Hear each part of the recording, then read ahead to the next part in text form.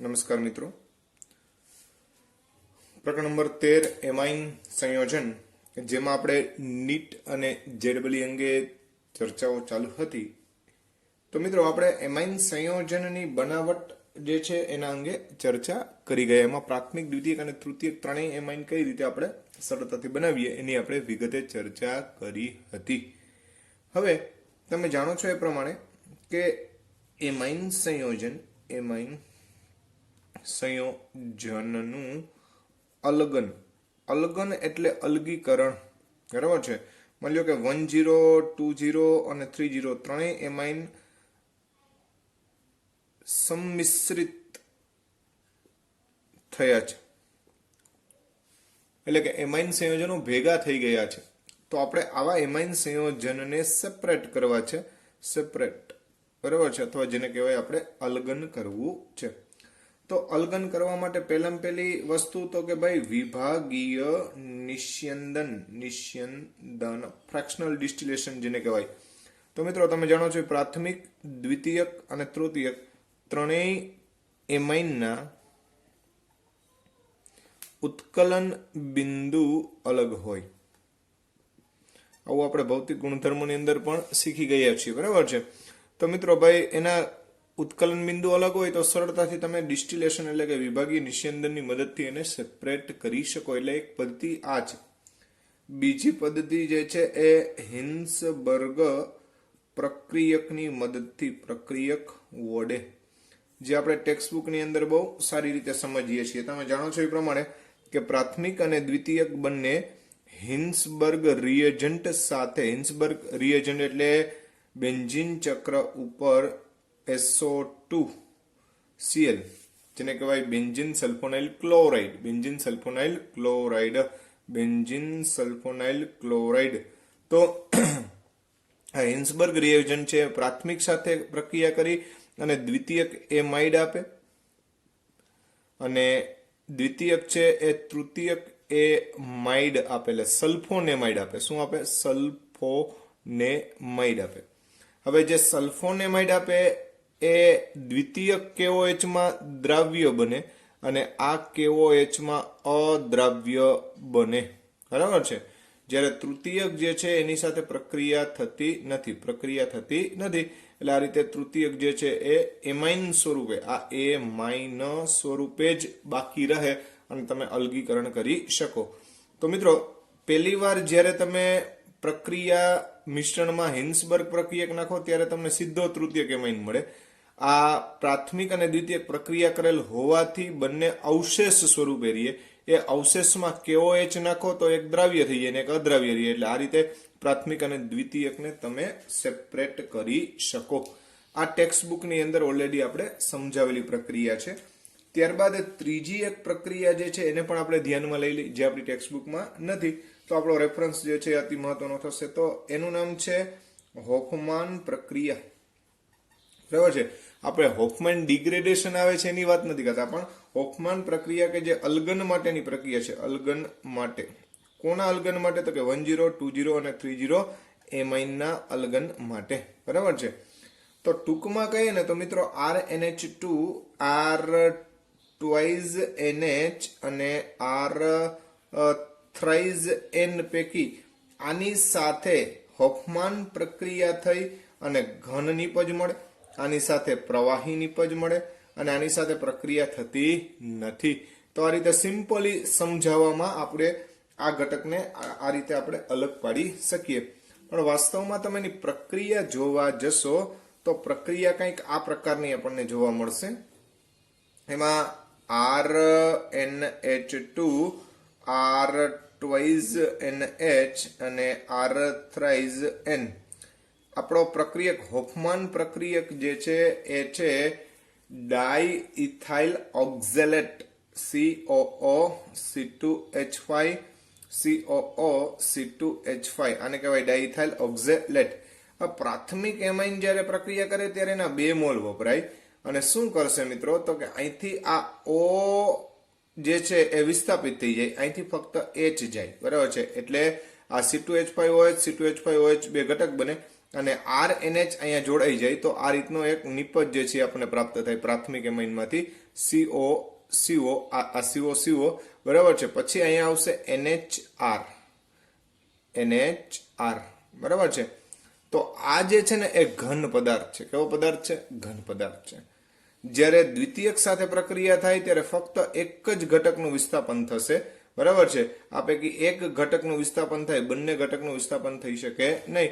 તો આપણને CONH ની જગ્યાએ NR2 એવી નિપજ અને સાથે સાથે COOC2H5 બરાબર છે. આ રીતની એક નિપજ મળે. આ પોતે પ્રવાહી નિપજ છે.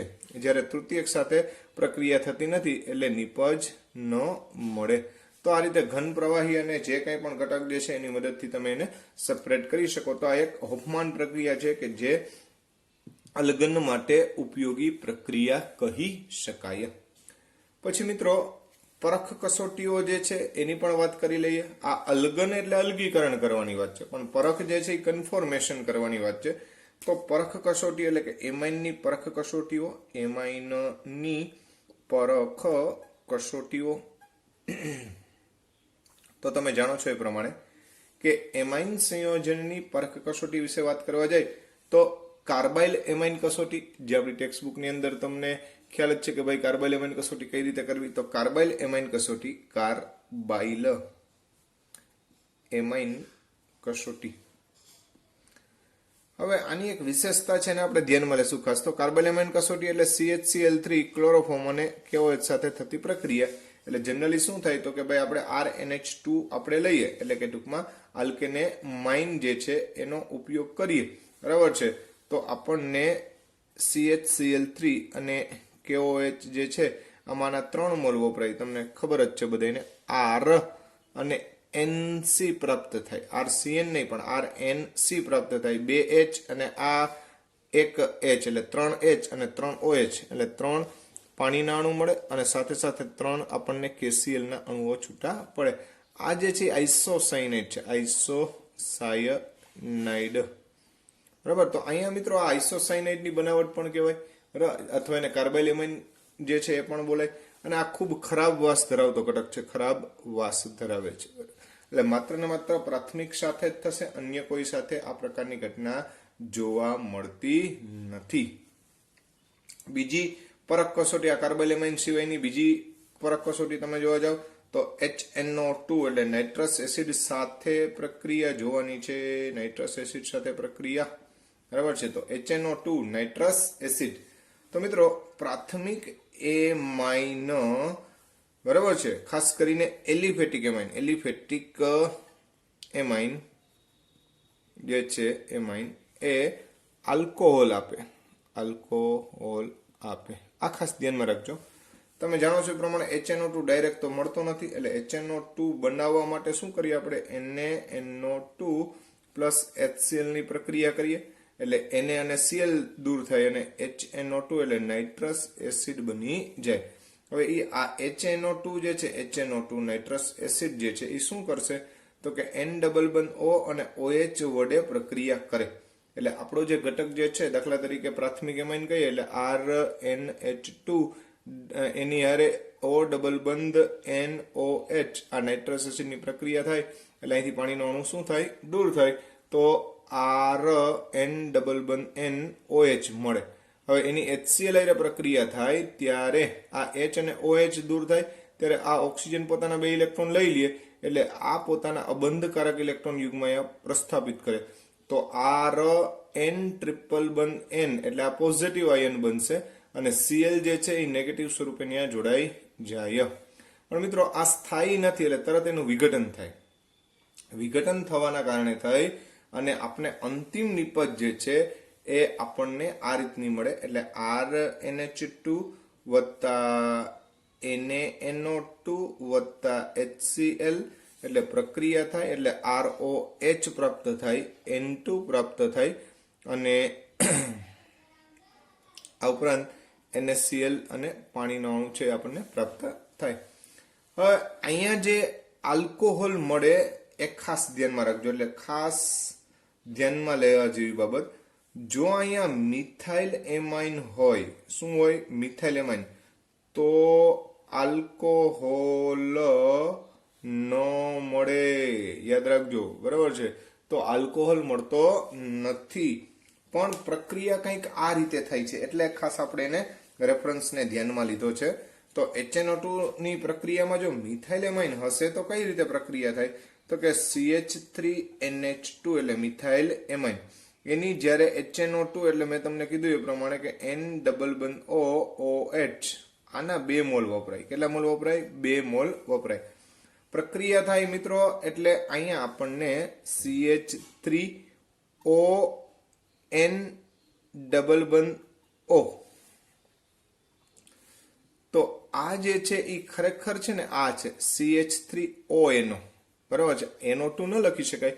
NO2 લખો તો નાઇટ્રોમિથેન બને, પણ આ નાઇટ્રોમિથેન નથી, મિથાઇલ નાઇટ્રાઇટ છે. ખાસ ધ્યાન રાખજો, આ મિથાઇલ નાઇટ્રાઇટ છે, બરાબર.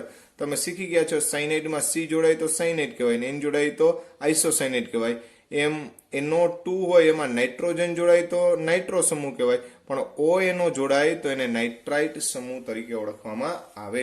તો આની નિપજ જે છે ને એ ONO સ્વરૂપે પ્રાપ્ત થાય. આપણે આના ONO એટલે હજી આનો એક H વધ્યો છે, જોજો, અને એક NO ને O વધ્યા છે. ખ્યાલ આવે છે?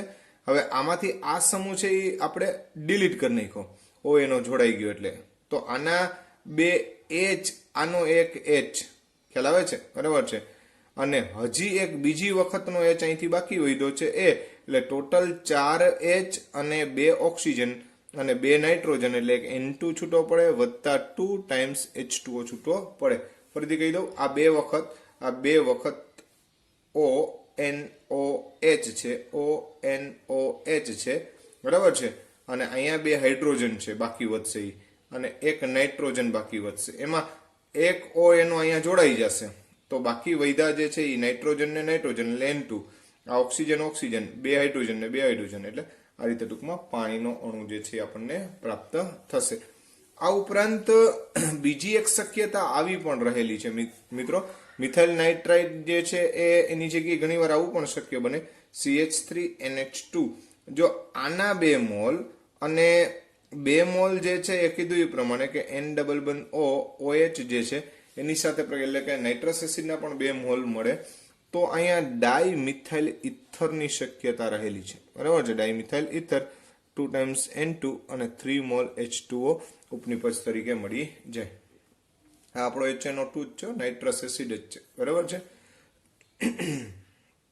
તો આવી 2 નિપજો, આ ડાયમિથાઇલ ઇથર, ડાયમિથાઇલ ઇથર. તો અહીંયા મેં તમને જે નોંધ લખાવી એ ખાસ ધ્યાનમાં રાખજો કે મિથાઇલ એમાઇનની HNO2 સાથે પ્રક્રિયાથી શું? તો કે આલ્કોહોલ પ્રાપ્ત થતો નથી. ખાસ ધ્યાનમાં રાખજો, બરાબર છે. આ વસ્તુ ભૂલવી જોઈએ નહીં. તો અહીંયા અતિ મહત્વની પ્રક્રિયા થઈ જાય HNO2 માટે, એટલે ક્યારેક અમુક પ્રક્રિયાઓ જે અપવાદરૂપ હોય એ ખાસ ધ્યાનમાં લેવી. બાકી રાસાયણિક ગુણધર્મ જે છે, ગુણધર્મ એ આપણે ટેક્સ્ટબુક મુજબ જ જવાનું છે, છતાં પણ એક ઓક્સિડેશનની વાત જોઈ લઈએ. તો CH3CH2NH2 છે, માની લ્યો કે આ ઇથાઇલ એમાઇન છે, એનું આપણે ખોડિયાલ મંદી નંબર 4 એસિડિક અથવા બેઝિક KMnO4 વડે ઓક્સિડેશન કરીએ તો તમે જાણો છો એ પ્રમાણે કે CH3CH બરોબર ધ્યાન, અહીંથી H અને આ O આપે એટલે પાણીનો અણુ દૂર થાય, તો CH-double-bond-NH પ્રાપ્ત થાય. એને ઇથિલિન ઇમાઇન શબ્દ બોલીએ છીએ, ઇથિલિન ઇમાઇન શબ્દ બોલીએ, બરાબર છે. હવે આની પ્રક્રિયા જે છે એ જળ વિભાજન કરીએ. શું કરીએ? જળ વિભાજન. તો મિત્રો જળ વિભાજન દરમિયાન આને 2 H મળશે, આને એક O મળશે, તો CH3CHO એસિટાલ્ડીહાઇડ અને એમોનિયાનો અણુ છૂટો પડે. આ એસિટાલ્ડીહાઇડ આપણને પ્રાપ્ત થાય. તો યાદ રાખજો કે ભાઈ એમાઇન સંયોજનનું ઓક્સિડેશન કરવાથી ઇમાઇન મળે, ઇમાઇનનું જળ વિભાજન કરવાથી આપણને આલ્ડીહાઇડ પ્રાપ્ત થાય છે, બરાબર છે. તો આ એક વસ્તુ ધ્યાનમાં લેવી. બાકી આપણી ટેક્સ્ટ બુકની પ્રક્રિયાઓ જે છે એને જ આપણે ધ્યાનમાં લેવાની છે. હવે એક બીજી વાત કે ભાઈ અમુક પ્રક્રિયાઓને અલગ નામથી પણ ઓળખવામાં આવતી હોય, જેમ કે આપણે બેન્જોઇલેશન શબ્દ સાંભળેલો જ હશે ભાઈ બધે. બેન્જોઇલેશન આપણે શબ્દ લઈએ બેન્જોઇલેશન, તો જેમાં C6H5COCl એટલે કે બેન્ઝીન કાર્બોનાઇલ ક્લોરાઇડ અથવા બેન્ઝોઇલ ક્લોરાઇડ વડે જ્યારે પ્રક્રિયા કરતા હોય તો આવી પ્રક્રિયાને સ્કોટ બાઉમેન એવા નામથી પણ ઓળખે છે. સ્કોટ બાઉમેન, બરાબર છે. તો સ્કોટ બાઉમેન પ્રક્રિયા જે છે એમાં બહુ સિમ્પલ વાત છે કે RNH2 છે એની પ્રક્રિયા બેન્જોઇલેશન એટલે C6H5COCl સાથે પ્રક્રિયા થાય એટલે H અને Cl દૂર થઈ જાય તો શું મળે આપણને ભાઈ? તો કે RNHCO C6H5. ખ્યાલ આવે છે? તો આ N આલ્કાઇલ એસિટેનિલાઇડ અથવા શું થાય N આલ્કાઇલ બેન્ઝામાઇડ એમ પણ બોલી શકાય. N આલ્કાઇલ બેન્ઝે અથવા બેન્ઝેમાઇડ જે રીતે બોલો, બરાબર છે. તો આ જે છે એ બેન્જોઇલેશન વાસ્તવમાં થાય, જેનું એક બીજું નામ છે સ્કોટ બાઉમેન પ્રક્રિયા. ત્યાર પછી અન્ય પ્રક્રિયામાં એક ટિલ્ડન પ્રક્રિયા તરીકે ઉપયોગી છે, જેમાં NOCl સાથે પ્રક્રિયા કરવામાં આવે તો એમાઇન સંયોજન જે છે એની NOCl સાથે પ્રક્રિયા કરો એટલે R અને Cl પ્રાપ્ત થશે એટલે આલ્કાઇલ હેલાઇડ પ્રાપ્ત થાય. N અને N એટલે ડાઈ નાઇટ્રોજન છૂટો પડે અને H2O જે છે એટલે કે પાણીનો અણુ છૂટો પડી જાય. તો આ પ્રક્રિયાને ટિલ્ડન પ્રક્રિયા તરીકે ઓળખવામાં આવે છે. તો મિત્રો આ એના બધા રાસાયણિક ગુણધર્મો થયા. ત્યારબાદ હવે તમને ખ્યાલ છે કે એમાઇન સંયોજનો છે એ પોતે બેઝિક વલણ ધરાવે, બરાબર છે. તો ખાસ કરીને એની બેઝિક ગુણધર્મો પણ આપણે રાસાયણિક ગુણધર્મોની અંદર જ વર્ણવેલા છે. તો એમાઇન સંયોજનના ભૌતિક બેઝિક ગુણધર્મો તો કે ભાઈ RNH2 એમાં નાઇટ્રોજન ઉપર અબંધકારક ઇલેક્ટ્રોન યુગ્મ હોય. અબંધકારક ઇલેક્ટ્રોન યુગ્મ એની હાજરીના કારણે પોતે લુઈસ બેઝ તરીકે વર્તે. હવે મિત્રો તમે જાણો છો એ પ્રમાણે કે RNH2 જ્યારે H+ ના સંપર્કમાં આવે એટલે શું થાય? તો કે ભાઈ RNH3+ બને એટલે કે આ વિસ્થાપિત એમોનિયમ આયન બન્યો.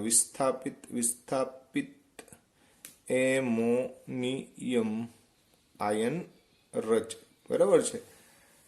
પાણી સાથે પ્રક્રિયા કરો જ્યારે RNH2+ H2O તો તમે જાણો છો એ પ્રમાણે કે RNH3+ અને OH- એટલે કે જલીય માધ્યમમાં એ OH- ઉત્પન્ન કરે.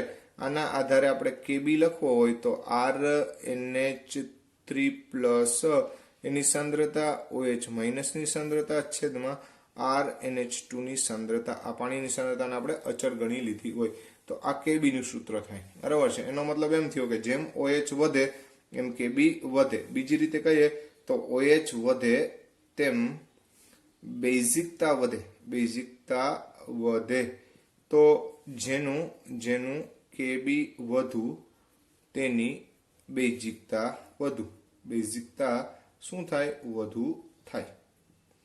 તો Kb ને OH ને એટલે કે બેઝિકતાને સહસંબંધ છે અથવા તો ટૂંકમાં સમપ્રમાણના સંબંધ છે. પણ આ ઉપરાંત પણ આની એક રાશિ છે જે તમે જાણો છો, બરાબર છે. અને એ pKb ના મૂલ્યની વાત આવે તો pKb બરાબર -log Kb. તો ભાઈ અહીંયા જેમ Kb વધે એમ pKb ઘટે એટલે જેમ pKb ના મૂલ્ય નીચા તેમ બેઝિકતા વધુ, બરાબર છે. એટલે આ નીચા હોવા જોઈએ, બરાબર, અને Kb ઊંચા હોવા જોઈએ. આ વસ્તુ ધ્યાનમાં રાખવાની. હવે સામાન્ય રીતે તમે જોવા જાવ મિત્રો તો RNH2 એમોનિયા અને ARNH2 એના પીકેબી માં આનો પીકેબી સાવ નીચો છે, એનાથી વધુ, અને આ સૌથી વધુ. જનરલી આનો પીકેબી 4.75 જેટલો હોય તો આનો 4.75 કરતા ઓછા, આના 4.75 કરતા વધારે મૂલ્ય ધરાવે છે, જેના આધારે તમે બેઝિકતાની કમ્પેરિઝન કરી શકો. તો આ સામાન્ય ઘટના જે છે એ તમે બેઝિકતા માટે થઈને વર્ણવી શકો. હવે અહીંયા આર જે છે એ પ્લસ આઈ અસર ધરાવે, બરાબર છે, જેથી જેમ પ્લસ આઈ અસર વધે તેમ ઇલેક્ટ્રોન દાતા અસર વધે, માટે બેઝિકતા વધે.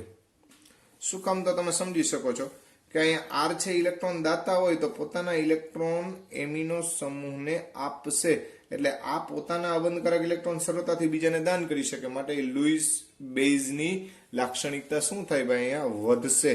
તો આ વસ્તુ ધ્યાનમાં રાખજો. એ લુઈસ બેઝ તરીકે વર્તી શકે એના માટે આર જે છે એનું મૂલ્ય જેમ વધે એમ, એટલે કે પ્લસ આઈ અસર જેમ વધે એમ બેઝિકતાનું મૂલ્ય વધતું જાય. તો સામાન્ય રીતે આપણે વાયુ અવસ્થાની વાત કરો ને મિત્રો, વાયુ અવસ્થા, તો વાયુ અવસ્થામાં જેમ આલ્કાઇલ સમૂહ વધારે એમ બેઝિકતા વધે.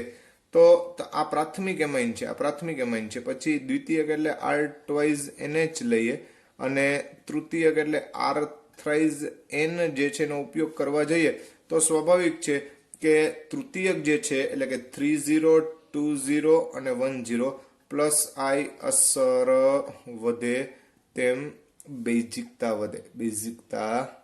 વધે, બરાબર છે. તૃતીયકનું સૌથી વધારે. પણ વાયુ અવસ્થામાં, જલીય અવસ્થા હોય, જલીય અવસ્થામાં શું થાય? તો કે અવકાશીય અવરોધ ઉપરાંત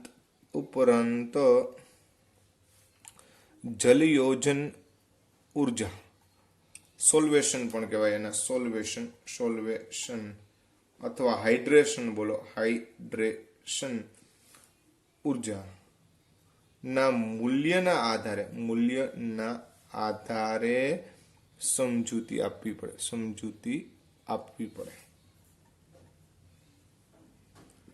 હવે મિત્રો ખાસ ધ્યાનમાં રાખજો કે પ્રાથમિક જે છે એમાં આર એચ અને જો એ પ્રાથમિક એમોનિયમ આયન વિચારો તો આ 3 થાય. દ્વિતીયક એમોનિયમ આયન વિચારો તો દ્વિતીયક એમોનિયમ આયન જે છે એના માટે થાય અને 2 હાઇડ્રોજન આવે. અને પ્રાથમિક જે હોય આ પ્રાથમિક છે, આ દ્વિતીયક છે, અને તૃતીયક જો હોય તો આના માટે એમોનિયમ આયન જે છે એ એક જે છે એ સંયોજકતા જે છે એ ધરાવતો હોય એવું આપણે વિચારી શકીએ. બાકીના ઘટક જે છે એ આર ઘટક જે છે એ જોડાયેલા હોય, બાકીના જે ઘટક જે છે એ શું જોડાયેલા હોય? આર. અહીંયા પણ બાકીના જે ઘટક જે છે એ આપણે આર સ્વરૂપે દર્શાવી દઈએ. આ દ્વિતીયક થયું, આ પ્રાથમિક થયું. તો મિત્રો આમાં તમે જોશો ને તો હાઇડ્રોજન બંધની શક્યતા એટલે પાણીના અણુ જોડાવાની શક્યતા વધી જાય. આમાં પાણીના અણુ જે છે એ જોડાવાની શક્યતા શું થાય? વધી જાય. અહીંયા પાણીના અણુ જે છે એ 2 પાણીના અણુ જે છે એ જોડાઈ શકે, અને આમાં ફક્ત એક જ પાણીનો અણુ જોડાઈ શકે. તો સ્વાભાવિક છે કે આની જલયોજન ઉર્જા સૌથી વધારે, પછી ઓછી. તો આ ક્રમ છે એ 10, 20, 30 ના સંદર્ભમાં થયો, બરાબર છે. તો સ્થાયિત્વ આ વધારે કહેવાય, સ્થાયિત્વ વધુ છે. એટલે જ્યારે જલીય દ્રાવણની વાત આવે ને ત્યારે આટલું ઇઝીલી આપણે જજ ન કરી શકીએ, પણ પ્રેક્ટિકલી વેલ્યુને ધ્યાનમાં લેવી પડે. એટલે એમાઇન સંયોજનની જલીય દ્રાવણમાં બેઝિકતા વર્ણવવી એ ઇઝી નથી. ખાસ ધ્યાનમાં રાખજો જલીય દ્રાવણના સંદર્ભે વાત કરવા જાય તો, કેમ કે એમાં હાઇડ્રેશન એ પણ મહત્વની ઘટના રચાય છે. આ ઉપરાંત કીધું એ પ્રમાણે કે ત્યાં સ્ટીયરિક હિન્ડ્રન્સ એટલે અવકાશી અવરોધને પણ ધ્યાનમાં લેવો પડે. તો તમે જાણો છો એ પ્રમાણે કે CH3 થ્રાઇઝ N, પછી CH3 ટ્વાઇઝ NH અને CH3 NH2. આનો એક બેઝિકતાનો આપણે ક્રમ લખવો હોય, બરાબર છે, તો આ મિથાઇલયુક્ત એમાઇન સંયોજન છે. આ 30 આ 20 અને 10, તો બધાયમાં બેયમાં ગમે ઈ હોય કોઈ પણ સમૂહમાં આ જે છે એ મધ્યસ્થ સ્થાને રહે. એટલે આના માટે જલિયોજન ઉર્જા જે છે એ અને પ્લસ આઈ અસર જે છે એ બંને મધ્યસ્થ સ્થાને છે. એટલે સૌથી વધારે આને લઈ શકાય તો CH3 ટ્વાઇસ NH જે છે એની બેઝિકતા સૌથી વધારે ગણવી. હવે ત્યાર પછી જેમ સમૂહ નાનો એમ અવકાશીય અવરોધ ઓછો, બરાબર છે.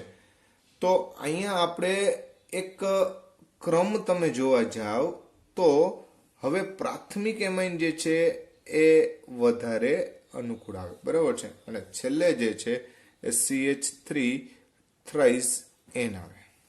તો આ જે છે એ કોના માટેની વાત થઈ? તો કે આ મિથાઇલયુક્ત એમાઇનની વાત થઈ. પણ ઇથાઇલયુક્ત હોય, આ ઇથાઇલયુક્ત હોય આ જ વસ્તુ, તો ઇથાઇલયુક્ત માટે CH3 CH2 ટ્વાઇસ NH.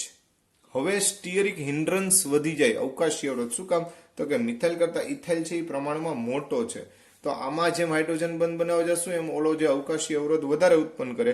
એટલે અહીંયા આ બેનો ક્રમ છે ને બદલી જાય. તો હવે જે છે એ તૃતીયક જે છે CH3 CH2 N, બરાબર છે. અને સૌથી છેલ્લે તમે જોશો તો પ્રાથમિક આવે અને એ કોણ આવશે? તો કે ભાઈ CH3 CH2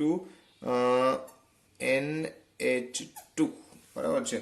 તો આ જે છે 20 30 10 અને આ છે એ 20 10 30. આ રીતનો આખો બેનો ક્રમ રજૂ કરી શકાય. તો અહીંયા જે છે અવકાશી અવરોધ વધારે છે, બરાબર છે. અહીંયા અવકાશી અવરોધ ઓછું છે એટલે તમને ક્રમમાં ફેરફાર જોવા મળે છે. એટલે કીધું કે ભાઈ જલીય દ્રાવણમાં ખાસ ધ્યાનમાં રાખજો, જલીય દ્રાવણ એના માટે આ રૂલ્સ તમારે ફોલો કરવા પડે. હવે એરોમેટિક ની વાત કરવા જાવ, એરોમેટિક સંયોજન માટે જો ચર્ચા કરવા જઈએ તો એરોમેટિક સંયોજન જે છે એમાં સંસ્પંદન બંધારણ શક્ય બને, બરાબર છે. તો આ બંધકારક ઇલેક્ટ્રોન યુગ્મ જે છે એ સંસ્પંદિત થાય, એના કારણે થઈ અને આ બંધ ઇલેક્ટ્રોન અંદર ભાગ લેવા વયા જાય તો બેઝિકતા ઘટી જાય, બેઝિકતા ઘટે છે, બરાબર છે.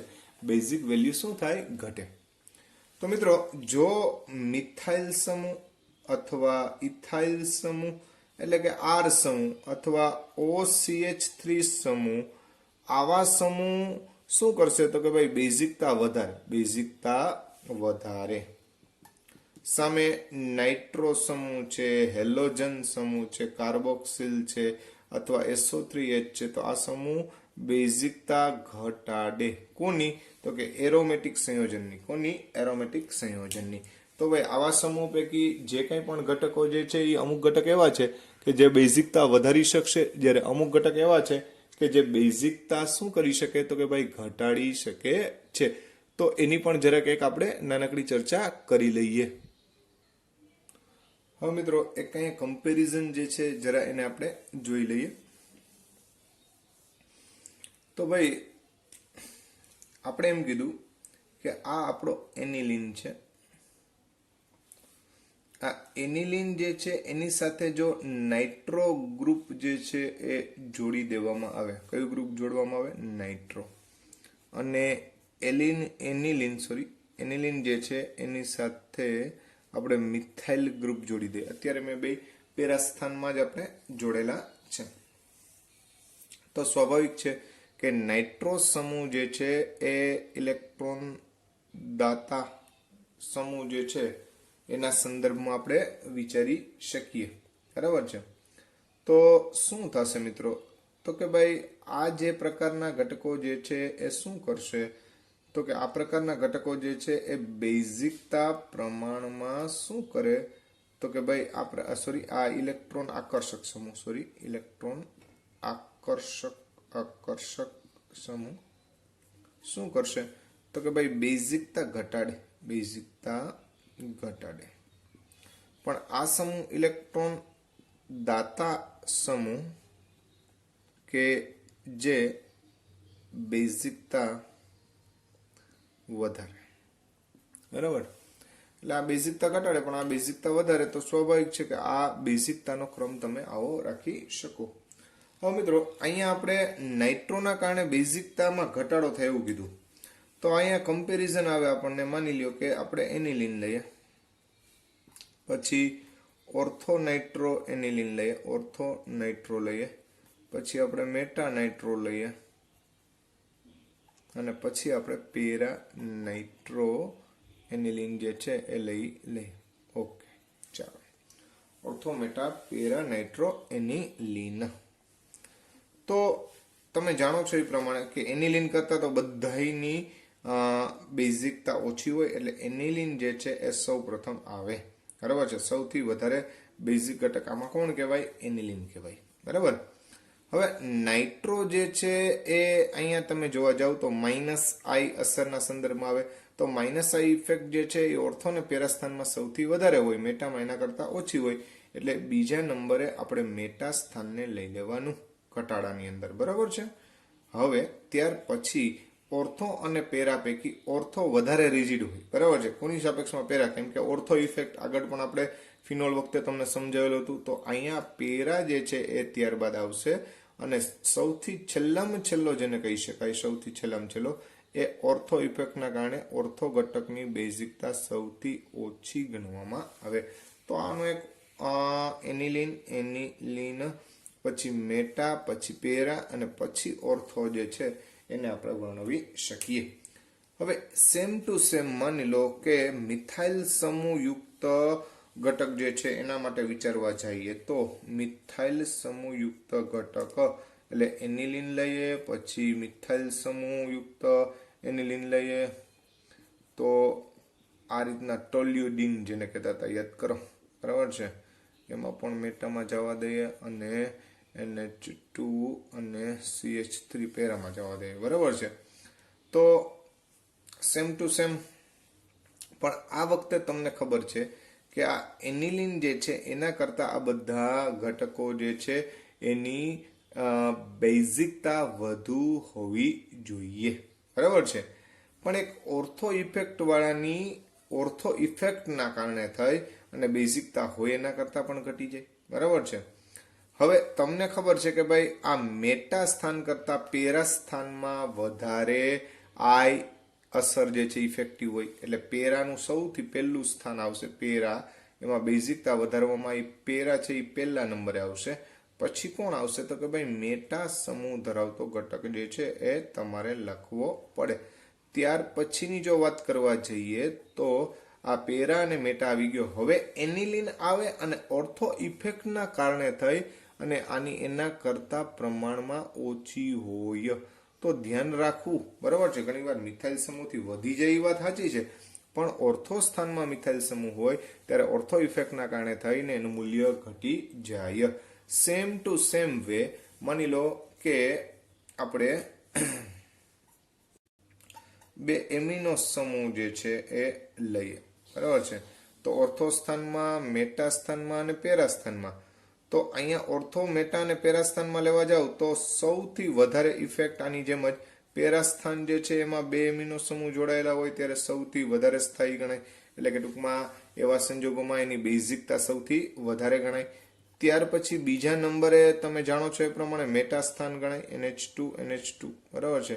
તો અહીં એમિનો સમૂહની અસર છે ને એ મિથાઇલ સમૂહ જેવી જ આવે, અને ત્યારબાદ એની લીન આવે અને સૌથી છેલ્લે ઓર્થો ઇફેક્ટ વાળો એટલે કે NH2 અને NH2 જે છે આ સૌથી ઓછા નંબર, એટલે કે ટૂંકમાં સૌથી ઓછી બેઝિકતા ધરાવતા ઘટકમાં આપણે એને ગણાવી શકીએ.